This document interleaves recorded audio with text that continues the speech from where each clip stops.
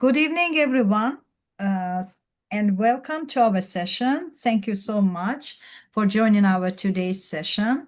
My name is Shalal Mehmetli. I'm a secondary school English teacher, a journalist, and a Fulbright TLM from the University of Wisconsin-Madison, with a special interest in media literacy, critical thinking, and their role in education. As part of this webinar series, the idea is to empower our local teachers by inviting one of them each time to co-present. So I'm very glad to be in that role tonight. But our main presenter this evening is Miss Linda Ruas. She's a very experienced teacher trainer who has worked in the UK, Guinea-Bissau, Brazil, and Japan. She's a CETA trainer in London, a consultant for the British Council. So I'm really honored to be co-presenting with her. And what are we going to learn about? Maybe we should start sharing the slides, Miss Linda. Yeah, what we are going to learn about tonight, what media literacy and critical thinking mean, why they matter, whether it's the responsibility of English teachers to develop those skills. And we will also look at some practical examples, resources, and classroom activities that you may use in your classrooms. So now it's time to give the floor to Miss Linda. Thank you very much, Shalala. And I don't agree that I'm the main presenter, actually. I think you're the main presenter because you are the local one. You're far more important than me, and you have a huge amount of stuff to share. So I'm very honoured to be presenting the webinar together with you. And I think Shalala is doing slightly more than half. So she is the main presenter anyway, which is great, and as it should be. Okay, so welcome everybody, and we're going to get some interaction going, hopefully in the chat. I wonder how many of you came to our last month's webinar. That was about using and adapting the teaching English resources. If you came, I've got 5 questions for you here on the screen, and I'd like you to put your answers in the chat. You can choose any one of those 5 questions. No need to answer all of them. Choose your favorite and see if you can answer one of those in the chat. Okay, if you weren't here, I hope you can see the recording of it at some point. And maybe you can put what you think you might have found instead. So let's see if anybody is going to.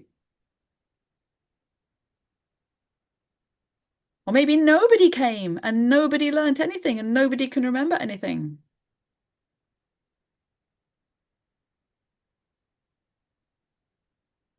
Might be. Aha, so we've got some starting now. Great. Yeah, which British Council materials, Kamala, can you remember? Okay. Can you remember anything specific, like any specific resources? Or did you adapt or localize any resources? Did you share any resources? Can you remember the specific ones? Was it a podcast, or was it a webinar, or was it an article? There are so many resources there. So if you weren't here, so Aysel, you've said you didn't come. If you weren't here, please get the 2 websites. Sorry, get the website, the teachingenglish.org.uk website. Have a look at all the drop-down menus. Find out from the others the sort of things that they found out.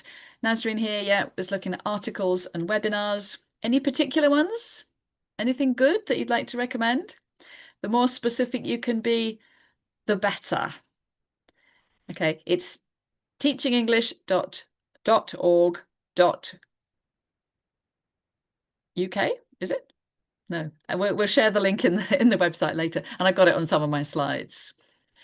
Great, so some of you have looked at it, some of you looked at the webinars. Okay, great. Okay, so I'm going to share some of the resources from that website as well later. And for today, we'd like to ask you some questions. Is it the English teacher's responsibility to develop media literacy and critical thinking in our learners? I'd like you to put your answers in the chat, yes or no, and why or why not. While you're doing that, you can have a look at my visuals here. And the big one at the bottom, fake book. Do you like that one? Yes, so much of the stuff on Facebook is actually fake. We can actually call it fake book instead of Facebook. But does everybody know that everything there, a lot of things are fake? Even all the smiles and the parties, the wonderful lives that all our friends seem to have, a lot of that is fake because people usually post the good things and don't post about the bad things. That's just a little thing though. Okay, the second one here is about dinosaurs being real. Do you believe that? Nobody's put in the chat yet whether they think it's our responsibility or not. What do you think? Okay, so somebody, yes. Okay, anybody no? Please be honest. If you think it's not our responsibility, okay, so not real right now. Why right now? Because we're at a critical stage. Okay, hopefully, Nazrin, we can convince you that it might be part of our role. Okay, you're saying yes. Okay, and Ian says it's one of the most important roles that teachers have. Okay, because a lot of the English they will come across will be on websites, will be on, for example, Facebook, and we have the responsibility then, I feel, lovely, lots of you are agreeing with me, to help develop that media literacy and critical thinking in our learners. Okay.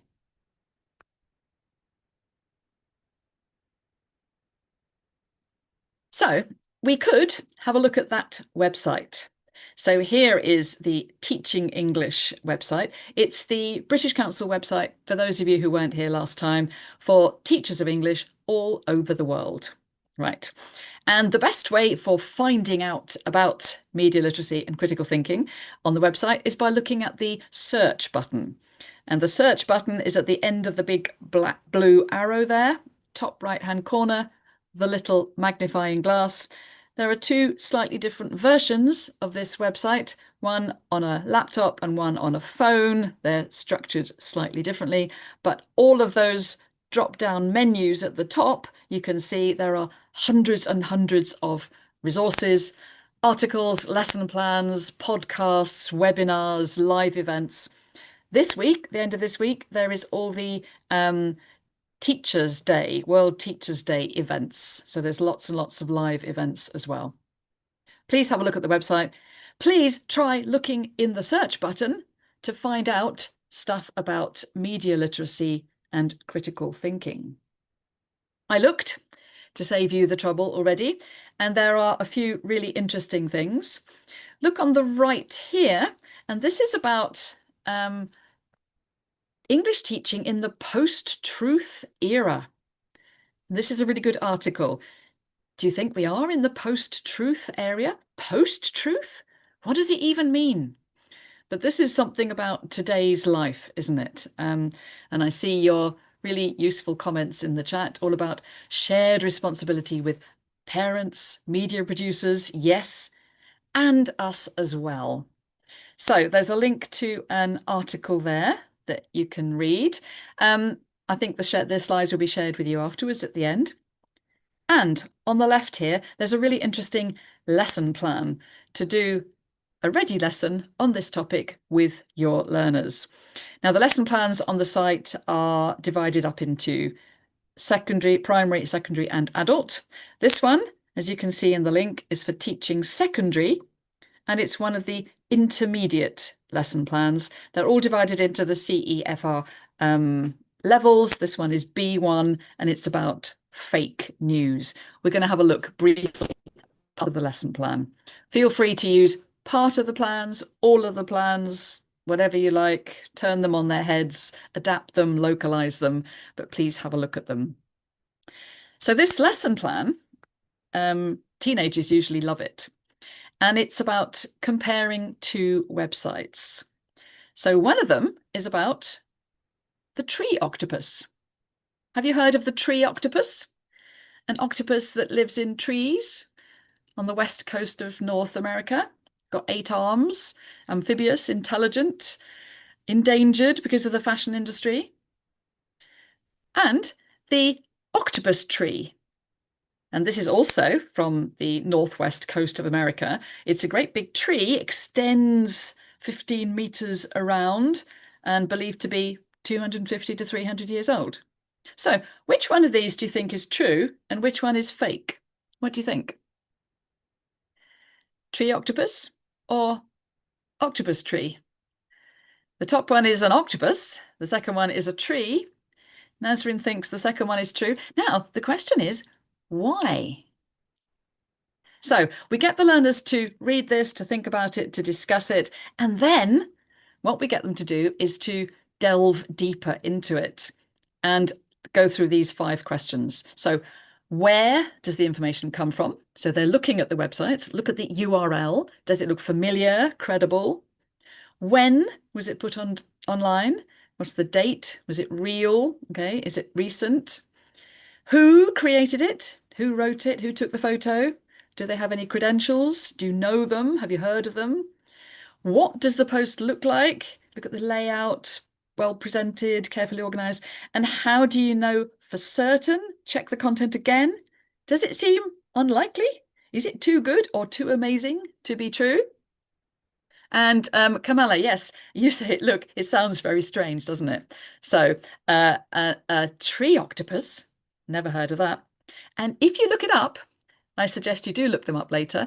If you look up the tree octopus, it was something that was invented for social media to show people how ridiculous some of the things on social media are. And there are quite a few posts you can see, but it's all fake. It is one of those things which is too amazing, too stupid to be true. Some people would believe it, though. I'm going to hand over to Shalala now to carry on and come back with you in a while. Over to you, Shalala. Okay, thank you, Linda. Okay, before we begin, before we continue, I would like to ask all of you, what comes to your mind when you hear about the term critical thinking? You can write in the chat just with one word. What comes to your mind when you think about, when you hear about critical thinking?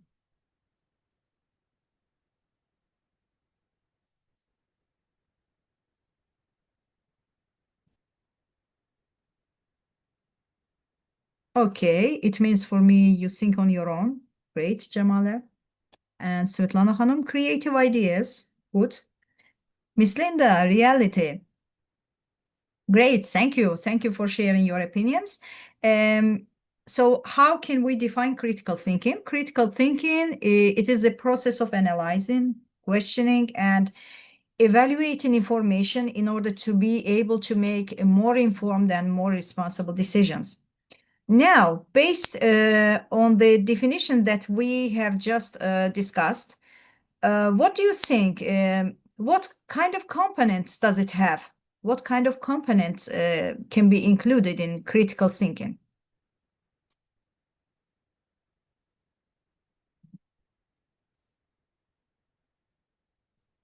So critical thinking, it has some components. And what do you think?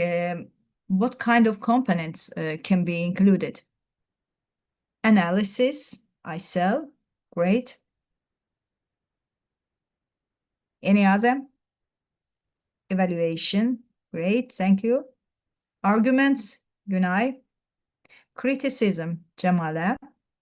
Wonderful. Reflection, yes. Solving, finding the problem, analyzing details. Great, so next slide, please. So as you can see, there are 6 main components of critical thinking: observation, analysis, interpretation, inference, explanation, and evaluation. So let's take a closer look at the first one, please. Next slide. Observation. So what comes to our mind when we hear the word observation? Observation, it's about paying careful attention to your surroundings, to the information that you receive. It's about active listening. It's about noticing patterns and identifying the most important details. So here the big question is, how can we develop observation skills in our students? So here you can see the names of some activities for this purpose. Spot the difference. And actually, as you can see on the slide, this picture is taken from Game Changer 5 student book. And our course books actually have such kind of activities when students are provided with two almost identical pictures and they are asked just to find some differences between them. And object description challenge, in this activity, uh, you can place any object in front of your students. It can be anything taken from the classroom, a plant, for example, or a book. And they have to observe this object, then you remove it, and you ask them to describe it in as much detail as possible. And you also can turn it into a fun competition, among students. So the third activity is the art detective, and I would like to try this out with you. Next slide, please. Okay, yes. So uh, this is the activity that we are going to try. So please look at this picture, at this image, and write in the chat. What do you see? What do you think the purpose of the author is? And most importantly, why do you think so? How can you prove your opinion? How can you justify your idea? Table legs? Yes, okay.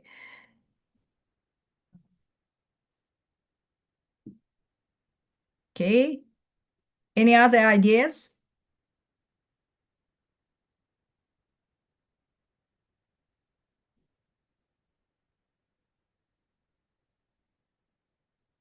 Something handmade, Sevinch.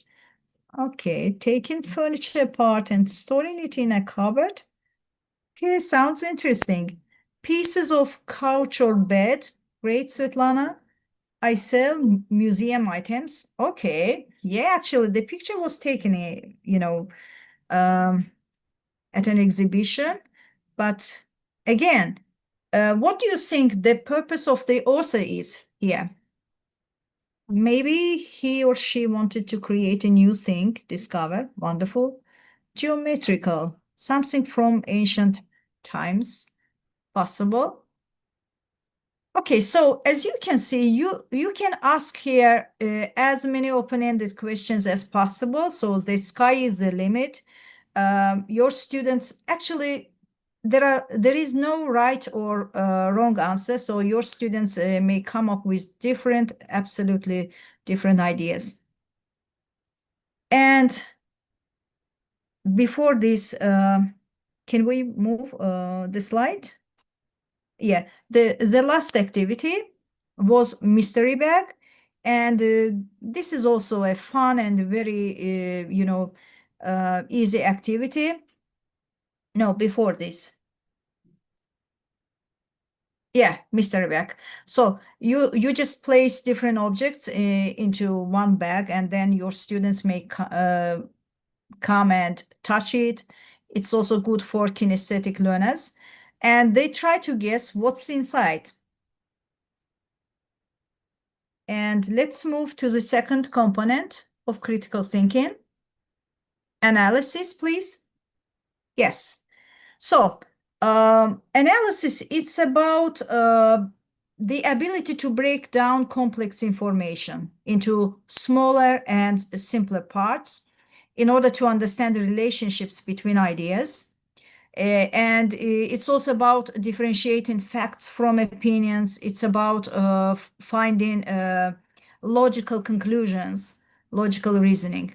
So, what kind of activities can be used to develop analysis skills? Here you can see fact, vice, opinion sorting. And actually our course books also include such examples, as you can see from the picture.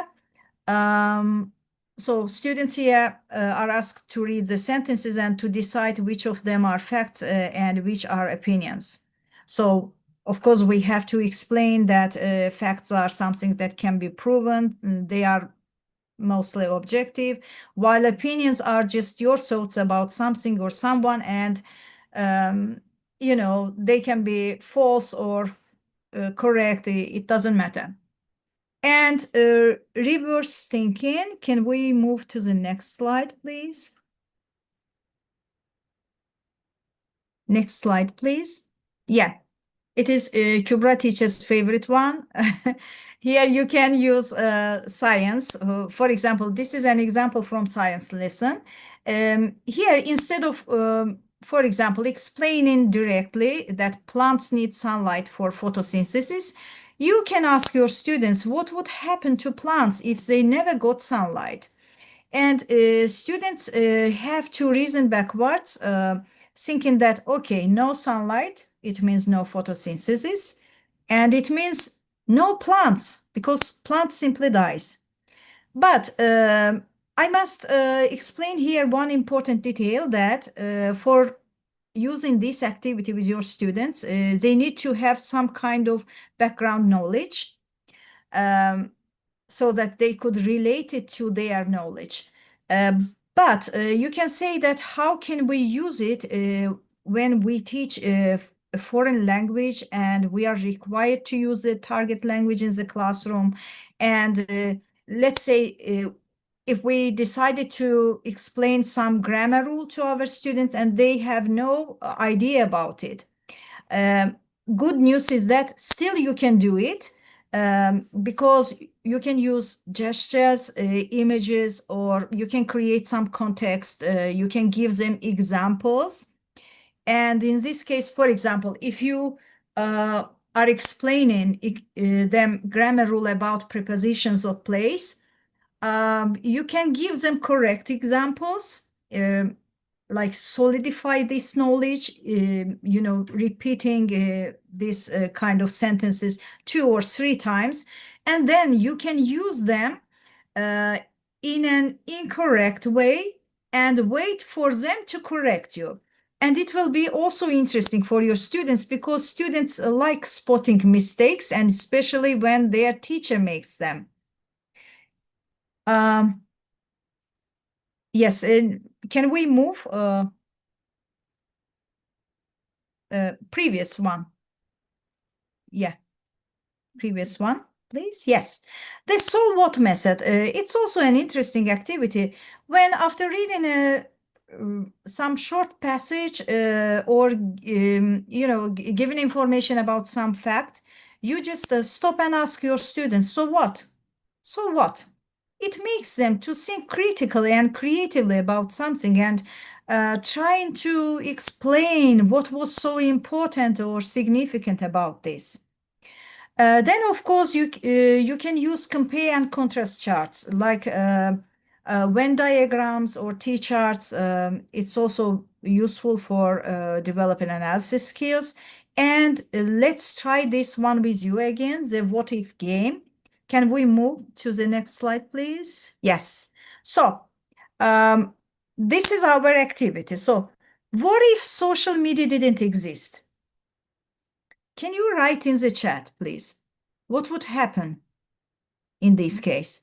What if social media didn't exist? By the way, it's a great activity for practicing conditional sentences.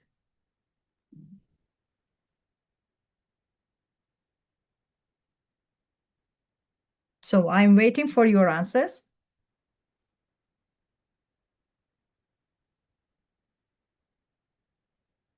Okay, we'd have to use phones again.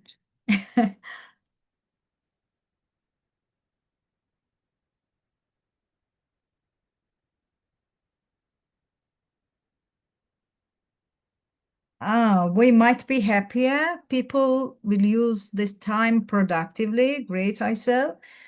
We can't keep up with news, Jamala.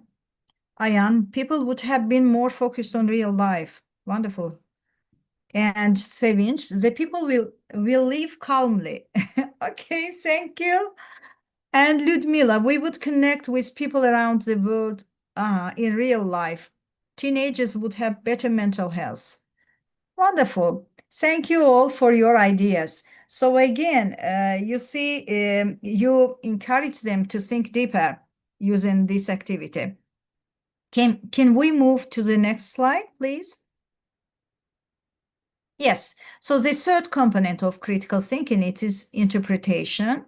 So what is interpretation? Interpretation is making sense of information. Like you read something and you understand the meaning of the text or data or statements, and you recognize different perspectives. So what kind of activities can we use to develop interpretation skills?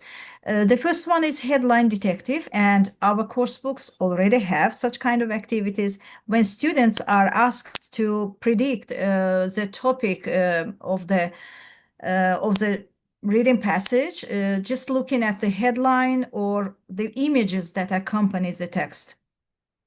And two sentence stories. I would like to try it with you again. Next slide, please. In this activity, you can provide your students with just two sentence stories, like the one written here, and ask them to interpret the scenario and justify their ideas. So he packed his bags. The clock was ticking.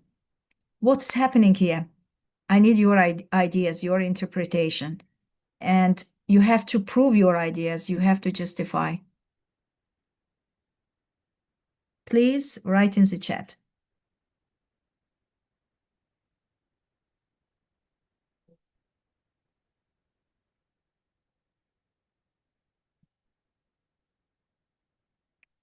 Okay, Narmin, he was running out of time.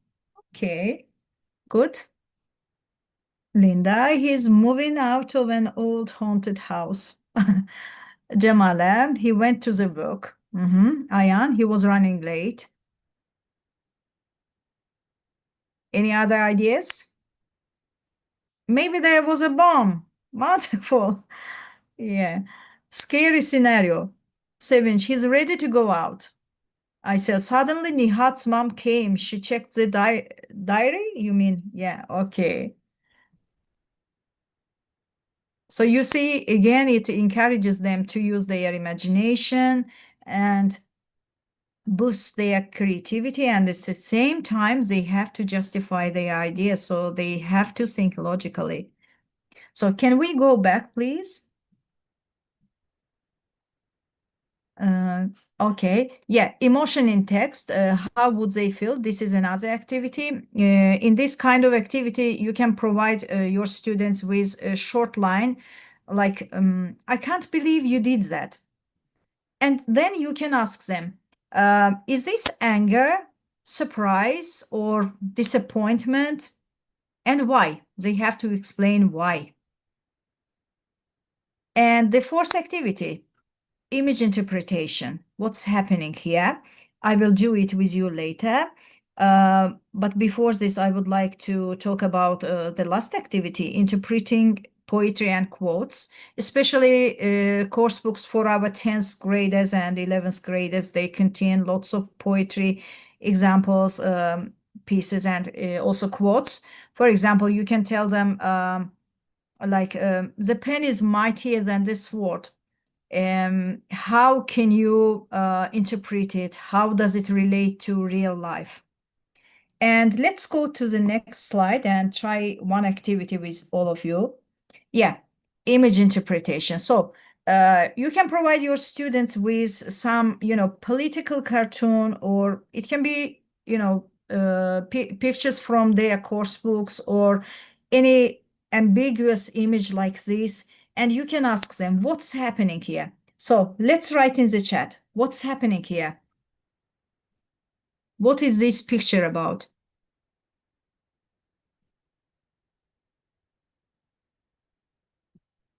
What do you see? How can you explain this picture?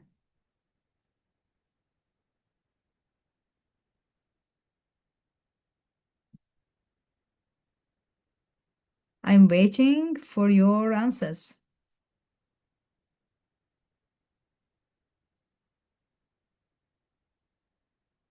Who do you see in the picture?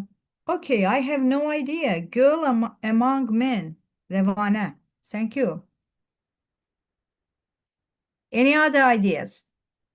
Okay, Ludmila, no matter how hard the life is, so hard for a little girl, she's going on her education in a bad situation. Okay, good. I sell on the picture, we can see little girl following the adults' ways. Narmin, it's like a photo from a parade after victory. It happened in US, Sevinç. A schoolgirl among military people, Svetlana. Jamala, I think it's about discrimination. The girl go to school. And Linda, they are teachers and she's a student. Yes, she's a student, but they are not teachers. They are US federal marshals. And okay, I will not tell you the right answer. You can investigate on this picture later yourself. It is a very touchy story behind this picture. Is there a pomegranate? No, it's not a pomegranate. It's a tomato. Yeah, it's a tomato. Mhm. Okay, let's move on. Yes, racism. Yes, it's about it. Discrimination. Someone else also mentioned this. Equal rights of girls and color discrimination. Yes, thank you all for your opinions. Let's move on. Okay, this is about what's it? Inference. Yeah, inference. So inference is about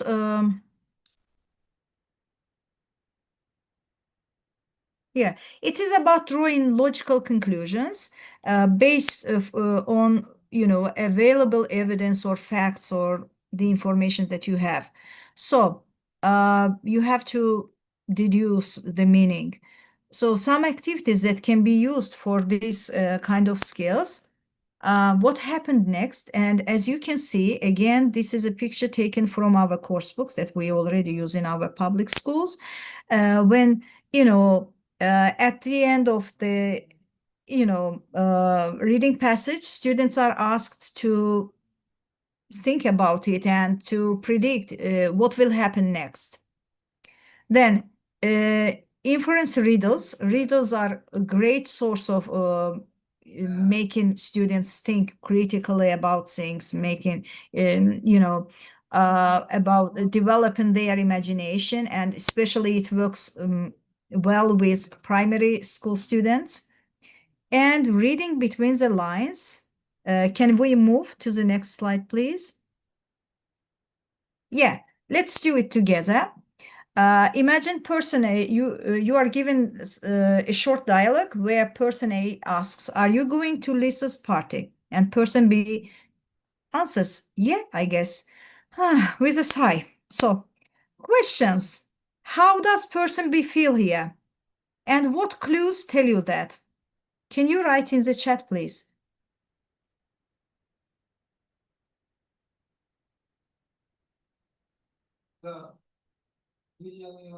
Okay, not too keen. Yeah.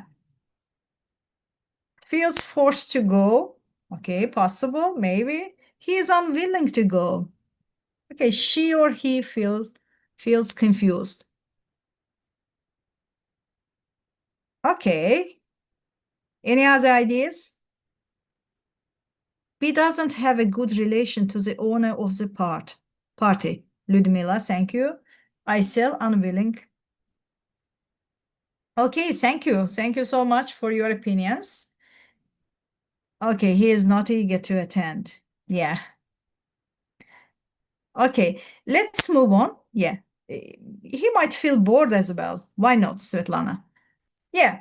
Next component is explanation. Explanation, it is the ability to express reasoning. It's about justifying conclusions and presenting your thoughts in a logical and structured way. So, what kind of activities we can use to develop explanation? or explanatory skills in our students. So the first one is teach it to a 5-year-old challenge. So I would like to move to the next slide to try it with you again. Yeah, imagine you have to explain to a young child, let's say a primary student, why English spelling and pronunciation don't always match. How would you do this? Using, a very simple and short language.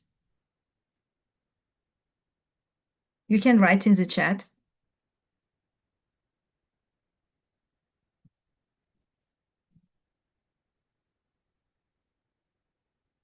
How can you explain to a primary school student why English spelling and pronunciation do not always match?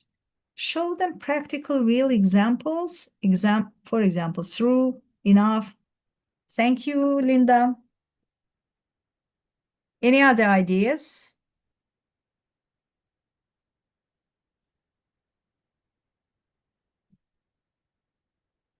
Okay, so when your students are able to explain something as if they are teaching a 5-year-old, it means that they could grasp the meanings, the main meanings, that they understood everything quite well to be able to explain it to someone else. It's a little difficult, but I often use from pictures. Okay, Sevinch, Nazrin, I have to teach sounds, then it will be clear for them. Yes. Giving examples is the best way. Good, Sevinch.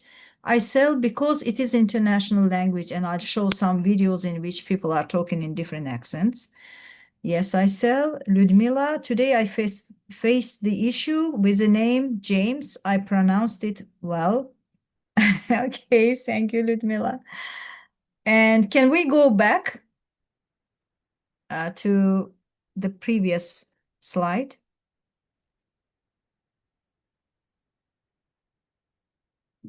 Um, yes, concept mapping. We have to teach our students also how to explain something visually. Using mind maps, for example, or you can see one example on the slide as well. And also the third activity is step-by-step instructions.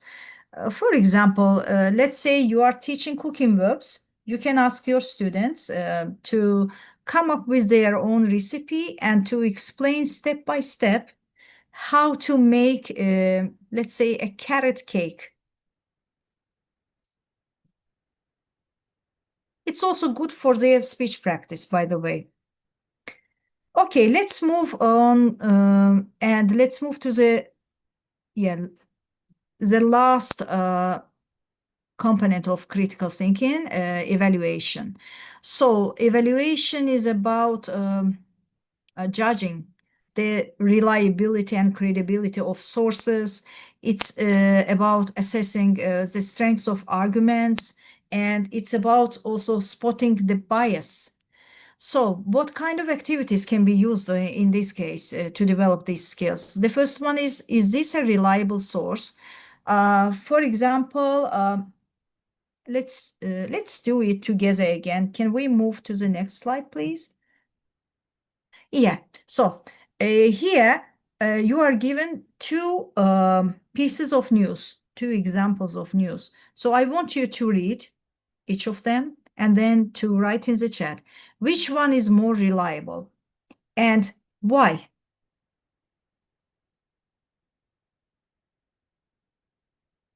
Uh-huh. I sell. They prepared the salad. Yeah, great. Step by step explanation. Yes. Okay, please read and decide. The first one. The second looks too exaggerated to me. Thank you, Linda, for your opinion.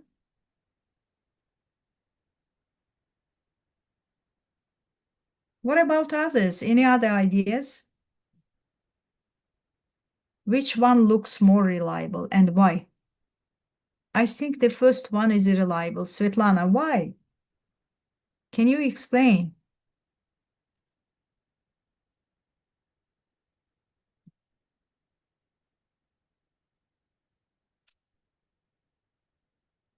Okay. Considering that we are short of time, um, first one is more reliable. Okay, Said Khan. Thank you, Svetlana. Because okay, I'm waiting for your justification. The second one is exaggerating. Okay, the second one, because English is so important in our country. I think second one, keywords like scientist and etc. are written. Knowing the language isn't enough to be smart. Good seventh. Yes, actually, considering that we are short of time, let me just tell you that actually the first one is adaptation from actual news, BBC News. And the second one is just AI modification of that news. And actually, yes, you are right. All of you are right.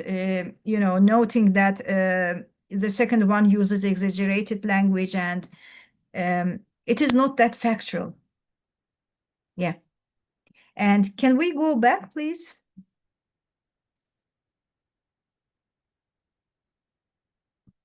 Yes. And strengths and weaknesses of an argument. Again, we can ask students, for example, we can, let's say, present a statement like school uniforms should be mandatory. And then we can ask our students to give arguments, cons and advantages and disadvantages, pros and cons, and then to decide among them which arguments sound stronger and which are weaker. And the third activity, which is the best solution? And again, I will try this one with you. Can we move to the next slides, please? Yeah. So here you can choose some topics that is related to your students' interests or their real life. It can be, actual problem like about, for example, how to reduce plastic pollution, or it can be related to clean water source and anything that is interesting for them. So in this case, we chose this activity, this problem. How can schools encourage students to read more? So you provide them with some solutions. And here you can see 4 solutions given. You can read them. And then they have to read all of them and decide which solution is the best one and why. So I want you to read these 4 solutions, start a school-wide reading competition with rewards, create a cozy reading corner, or incorporate student choice, let them pick what they want to read, invite guest authors, and so on. So please go through these solutions and decide which one is the best. And as teachers, we know that we have to guide our students, we have to facilitate the process. And for this purpose, we have to provide them with checklists or rubrics. For example, here you can see evaluation criteria. Feasibility, it means practically, how practical is this solution? Impact, sustainability, and cost. Is it cheap or pricey? Okay, first one, Ayan says, as English is, oh no, this is for another activity. Yes, I said, create a cozy place. Good. The last one is the best, Ludmila says. Okay, but you also have to give reasons. Why do you think that this is the best solution? And also they have to use these checklists to evaluate based on these criteria. Okay, so can we go back to our activities again? No, this is, yes, judge the debate. Again, you can see on the slide the picture taken from English coursebook for 11th graders. Debates are widely used in 10th and 11th grades. Yeah, what we do, we choose one very important, very controversial topic, and then the class is divided into two groups. The first one gives their arguments, and the second group gives their counter arguments, and the third group of students, again, provided with checklists and rubrics, they have to judge the arguments given by both groups and to decide which of them were more logical, which of them explained their reasons, their arguments in a more structured way, and were more persuasive. So this is very interesting. And the last activity, movie or book review with justification. You can assign your students to read, if not the whole book, at least some part of it, or to watch a film or some part of the film, and then come up with their own ideas, like explaining what moved them, what they liked or not, and to explain, to justify their own words. So this is all from me. And the floor is yours now, Linda. Thank you so much for that, Shalala. So many excellent practical activities. So I'm sure people will get to try them out, especially maybe when they look at the slides as well. So I've just got a few more things to take you through now. Here are two more of the resources for developing critical thinking from the teachingenglish.org.uk site. So on the right, you have one of the podcasts, and if you're at the last session, you will have heard all about these excellent podcasts with lots of discussions and things. And this is a whole one about what is critical thinking and how can we integrate it into English language teaching. So really, really interesting, lots of different viewpoints there, and you can download the podcast and listen to it on the way to work. And there's an excellent, just a 9-minute video of these classes, and we won't have time to watch it now, but I really, really recommend that you click on that and watch it later. It's a class and a teacher, and you can see how he gets the learners to think and to start thinking about the world and politics in a primary language context through maps and the world. Excellent video. Really lovely sometimes to see other teachers doing things like that. What do you think about news then? We've touched on that briefly, but how do our students get their news? Anything in the chat? And while you're in the chat, if you've got questions for Shalala or for me at the end, we'll have a few minutes for questions in a few minutes, if you'd like to write them in the chat.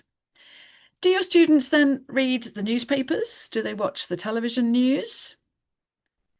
Are they on YouTube all the time and get all their news from YouTube? Or do they get their news from our friend Fakebook? Yeah, and is it social media? Are they in specific bubbles and they only see the news that their friends share with them, which can be slightly worrying, can't it? Okay. I feel it's our responsibility to help learners to spot the fake news, and sometimes it's really difficult, isn't it? So we've got to encourage them to do things like here, to take a closer look, to look beyond the headline, to check other sources. And here on the right are lots of the actual fact-checking sites.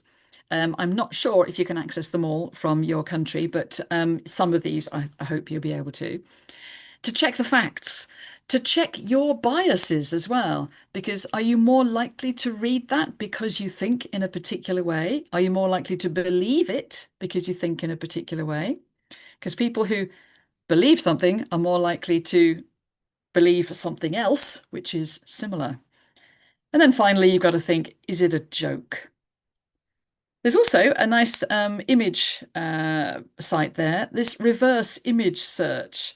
So you can get that to have a look to check images, like the picture there. Did Donald Trump scare a group of school children in April 2018?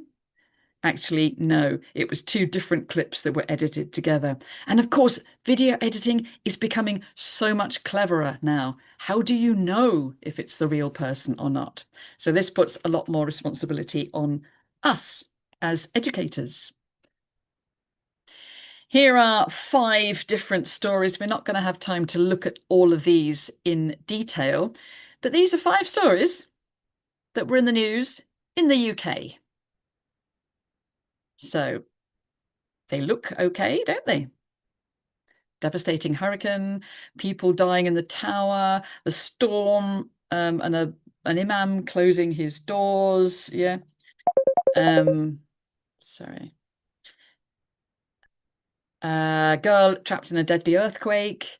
The UK Labour leader doing his paperwork. They all look particularly perfectly true, but they're all false.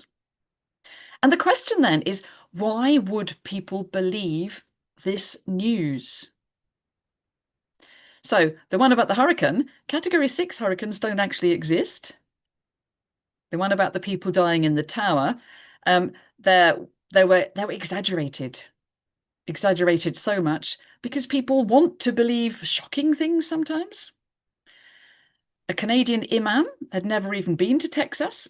Why did they post that story? And the little girl in the Mexican earthquake never existed. But maybe people like to hang on to something that is more emotional. And then there's a complicated political story about the last one on a train. These are different reasons why people share fake news and why people believe fake news and how they use it. So these are quite dangerous, aren't they? Control, political propaganda, religious propaganda, ignorance, jokes. Even jokes can be dangerous if you don't know they're jokes. So which of these do you think are the most dangerous? You can put a number in the chat if you like. Maybe ignorance is the most dangerous because, yeah, you agree, Kamala, yeah. And then maybe it goes together with some of the other types of control and propaganda. They're all around though, aren't they, on social media? And we've got to guide ourselves through it and everybody else around us. And don't forget graphs and statistics. Look at these. Same graphs in both of these clips, different format of the graph. So you've got to really look at what it's showing because you can make graphs show different things if you're not aware of what the axis actually means. So be very, very careful and show these things in class. Get learners to look them up, compare them. What about photos? Can we believe photos? Of course we can't. This is one of our ex-prime ministers in the UK, Theresa May. The picture on the left, it looks as though there are loads of people there. She's talking, everybody there supporting her, very popular. If you back off a bit, you can see that actually it was a very, very small crowd, and it depends where you take it, what angle you take it from. So this sort of thing in class is really useful, isn't it? To give students the ammunition to actually face graphs and pictures. How can we develop all these different types of literacy? Critical literacy, digital literacy, number literacy, news literacy, and why? The question is too big to answer now, but we'll have time to answer some of your questions, just a couple of minutes. There's a nice link there to the news literacy project that you might like later. And it has so many more benefits to our learners, apart from just helping them navigate the world. For adults, yeah, they can understand, if you're teaching adults, the importance of reading news to contextualize it, importance of talking to their children about it. For teens, protecting them from part of safeguarding, actually, of understanding propaganda and manipulation. You can bring in translanguaging to value the L1 and translation and negotiating meaning. Developing lots of language and skills, obviously new sets of vocabulary, research. You can get students to write real and fake news and then guess which is which from what the others have written. This idea of moving from lower order thinking skills to higher order thinking skills goes with this whole critical awareness and digging deeper. And the whole idea of critical literacy pedagogy goes with bringing news and global issues into class to make your class a reflection of the world and to help learners negotiate their way through it. So many things. Thank you so much for coming. We now have 2 minutes for questions, if anybody has any questions. I haven't seen any in the chat. Yes. Massive thanks. Thank you also. Thank you for coming. Thank you for attending our event. And I really hope that today's session will give our educators useful ideas and practical strategies for teaching critical thinking in their classrooms. Shall we share the slides in the chat now, Kubra, or are you going to share them later? We can share in the group. Shall I put it in the chat here? Yeah. Okay, I'll put it in the chat. You are most welcome, Cemalem.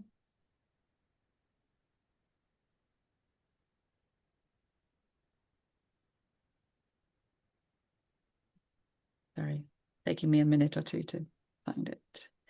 Please try out all those tasks that Shalala told you about as well, because they'll be great in the classroom. And then share them with each other as well when you try Yes. them. Okay.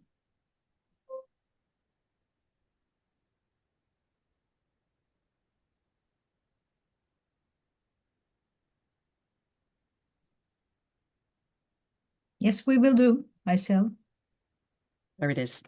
Okay, I'll put it in the chat now. Thanks for interacting all throughout the webinar as well. And have so a lovely much. week. Yeah, it's here. Okay, so see you. See you next time. Bye, everyone. Bye. Stay Bye. safe. Bye.